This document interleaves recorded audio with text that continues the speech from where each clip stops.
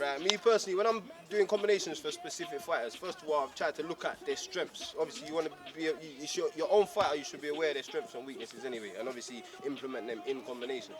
One thing I like to do as well is look at fighters, compare fighters. Now, for me, I've always, like, when we started training, it was Chisora, War Chisora, come forward, no technique. But since training's gone on, it's a lot of head movement, it's got good angles, good inside game.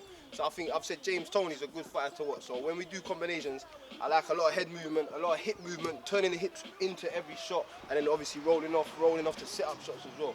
So if you watch that combination, it starts off again nice and light, double jab, simple slip off, to set up the right hand. That in itself is hard enough for a lot of fighters, but because of, again, the head movement, the hip movement, the rotation, he comes all the way through with the right hand, which sets up the next shots, which allows him to, again, close in the range, changing the distance of the shots as he's going in.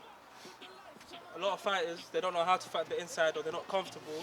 For me, I'll eat punches all day, don't make no difference to me, innit? So I like being on the inside, trading, going toe to toe.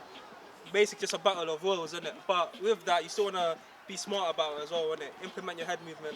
I know it's a lot of the times I won't keep my right hand up or my left hand up, so keeping the head movement and the slipping sort of compensates for that at the same time as well, innit?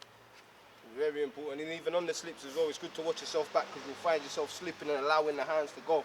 And like he said, you can get away with it, but obviously just to tighten everything up as well, you want to keep everything as tight as possible, especially with rolling in between combinations because you know you're in a man's punching range. If you can land your shots, he can land his back, so you definitely want to keep that tight guard with them shots.